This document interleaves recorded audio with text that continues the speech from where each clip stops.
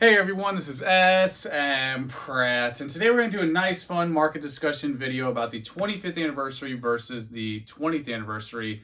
This will be somewhat of a part two from my previous video and a Patreon preview as well. I'm going to do a deep dive into the market comparisons of what happened 5 years ago to today. There are a lot of similarities, what we're experiencing right now to 2016 and 17. Also, perhaps what to expect moving forward, which cards are going to stonk, which cards are going to bonk. 5 years ago, Pokemon took a lot of chances. They did a lot of things they never did before with Pokemon Go, Evolution, CP6, Mario Pikachu. It was a turning point for the hobby, but not just the franchise. The secondary market had a lot of new things happen with these big pillars from sports crossover into Pokemon for the first time, like PWCC, DA Card World. YouTubers started to evolve. You had people like PokeRev enter, Leon Hart really took off. A lot of people that are big staples today really took off 5 years ago. And you saw the same thing happen right now in 2020, 2021. The same exact thing happened. You had all these new people coming in, these streamers, Logan Paul, celebrities, people you never thought you'd see playing dolls with Gary did. So it was basically the same thing you had 5 years ago, except on steroids, just bigger, veinier, bulkier. It was like Super Saiyan versus Super Saiyan 3. Just a lot more power, but the same overall core.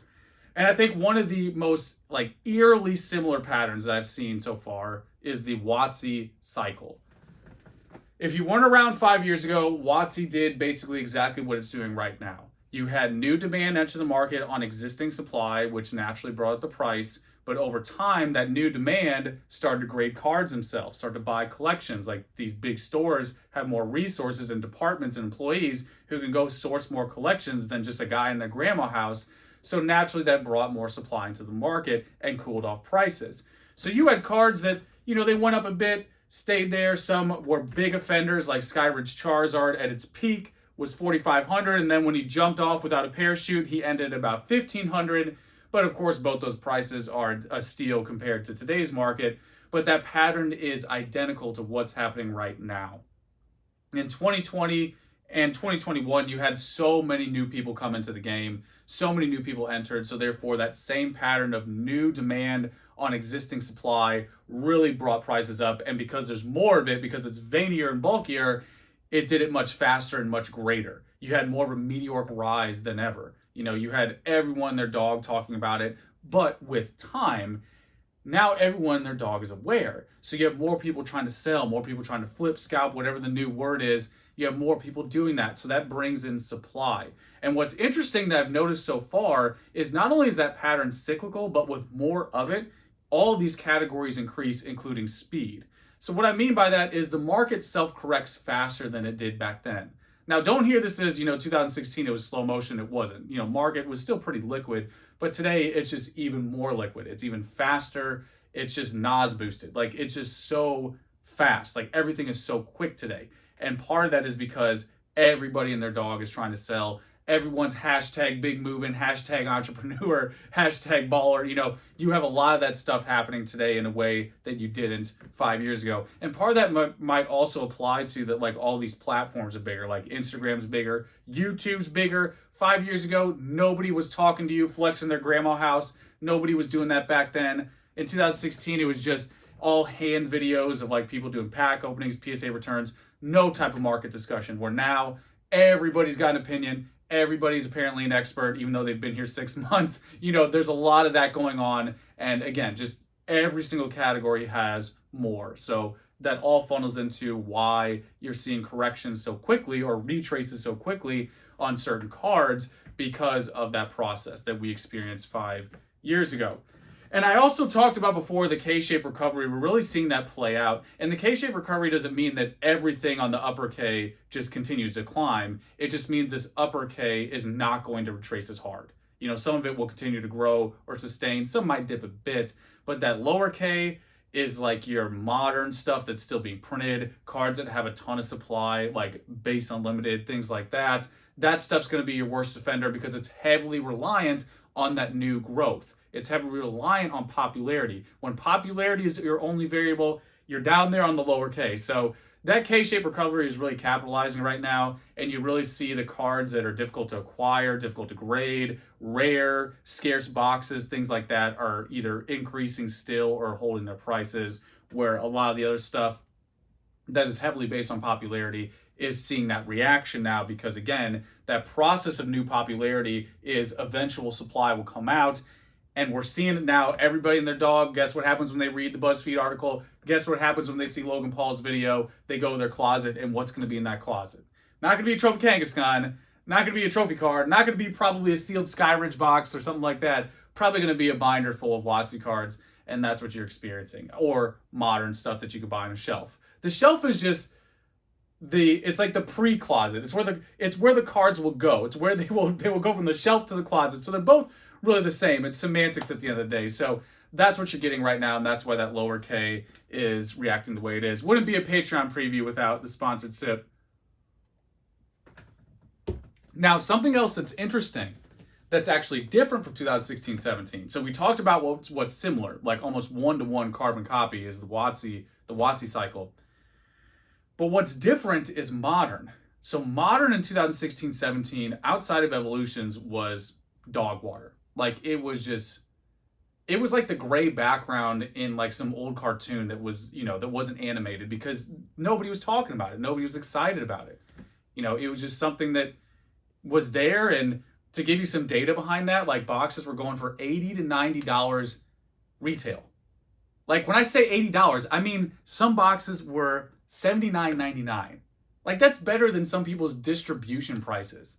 Like some people will have to pay $80 to $82 from a distributor, and they were being undercut because of this whole like got that saturation was doing its thing back then. That's a whole other thing, whole other topic. But you had just a very boring modern climate. It was just not exciting. There's no other way to say it. There's no way to gift wrap it. Like it just was not exciting. Where today it's the opposite. Modern, in my opinion, is in the golden era. Modern has everything you want to see. It's just got something for every type of collector, kids of all ages, from 10 to 100. Like it has something going on, whether you like CGI art, new artist, hand-drawn. There's something dynamic happening everywhere right now in modern. So because of that, you're seeing this new market and pattern emerge that you didn't have before. You have interest shifting into a category that just didn't occur in the 20th anniversary.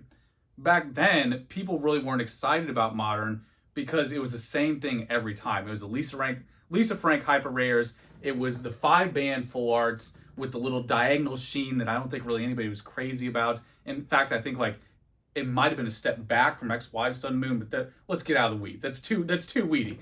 But the bottom line is it just was not as innovating as it is now. So it's really interesting to see what's going to happen with modern. You didn't have the scalping, the flipping, whatever people call it. Target didn't have to stop selling TCG, in 2016, 17. They could keep things in stock. Same in Japan. You didn't have the Pokemon Center buyouts. You didn't have the bot outs online. You didn't have any of that stuff. You did not have people getting in line to pre-order packs that are coming out in October. Like that never happened for modern.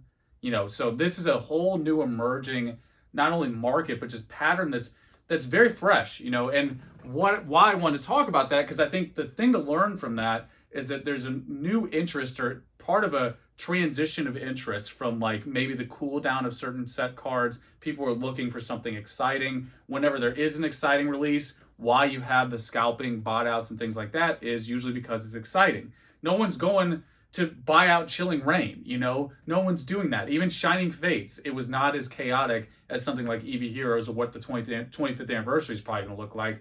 A lot of this stuff is dependent on demand, and that demand is much greater. So when you release a new product, it's interesting to see how exciting it is by how much it's like flip, rip, dip, scalp, whatever, because I think that's a good way to understand this new pattern that we're experiencing of larger demand migrating to like the new interesting thing.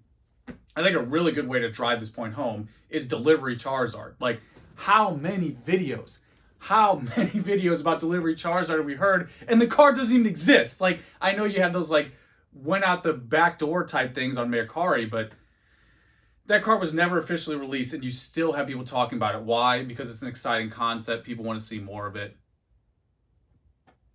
I think that's the case in point for what to expect right now in modern. It's just at a point that we've never had before. It's unprecedented. So it's a good contrast to 2016 because you didn't have that at all. It's the opposite, where with the Watsi cycle, again, it's a one-to-one.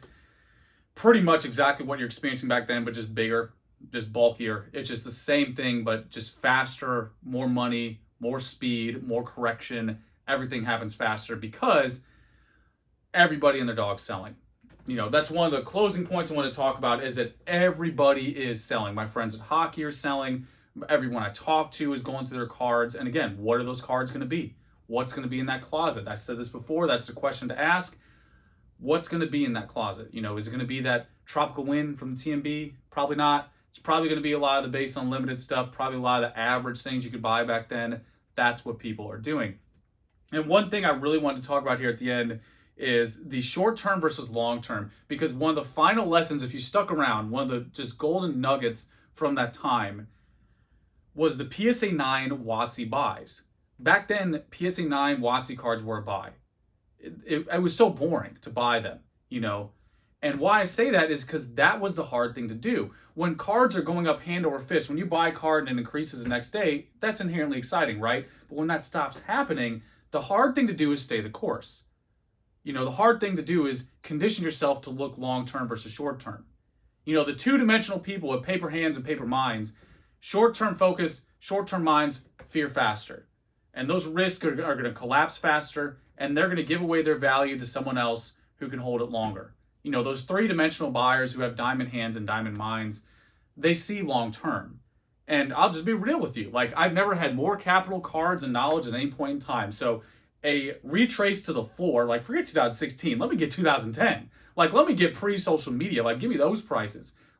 Anything at a value is just a huge buy opportunity. And there's going to be a lot of that like there was 5 years ago. The PSA 9 Watsi cards were a buy back then. Maybe that comes in the form of PSA 8, 7s today in the current climate, but that will be the thing to do. The people who stay the course and buy when it's boring, stick around when it's boring, that's where the value opportunity thrives. That's what a buy opportunity looks like. And I'm not going to sit here, and no one should sit here and tell you, oh, this card's going to do that. This card's going to stomp. That card's going to bonk. There's no way to know for sure. Obviously, I have two balls in either crystal. There's no way to know exactly what card's going to do what.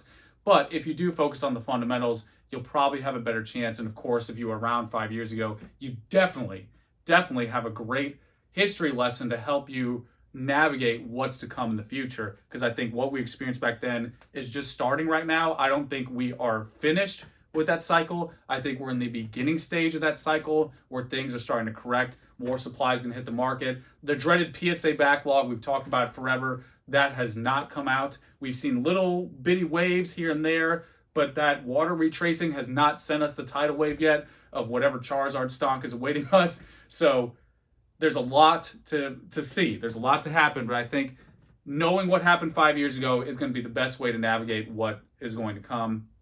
And again, you won't know everything because this new modern aspect is uncharted territory. There's a lot to learn there. I'm excited to adapt to it and see, what the future holds for Pokemon. I'm always excited about the hobby. I don't need prices. I don't need growth cycles to happen every day. I'll adapt to whatever's going on. I think that's the best way to survive and thrive in the market. And again, short-term versus long-term, we'll really see where the 2D players and the 3D players will separate. The people who see long-term understand these patterns happen like they did from 5-year cycle. That's where the real value is. That's where the real everything is. Whether you're here for the money, the emotion, the cards, the history, whatever it is, long-term is the way to be. That's where all the good stuff is. So there you go. That's what I have on the market comparison. Again, this is kind of a Patreon preview where I go through modern vintage, and I do a market analysis every month and just speak freely or speak little less refined. Just talk. I'm just over here ranting like a Bill Burr podcast at this point. So there you go. That's what I have. You know the deal. Let me know how I feel, and that's pretty much it, guys. Till next time.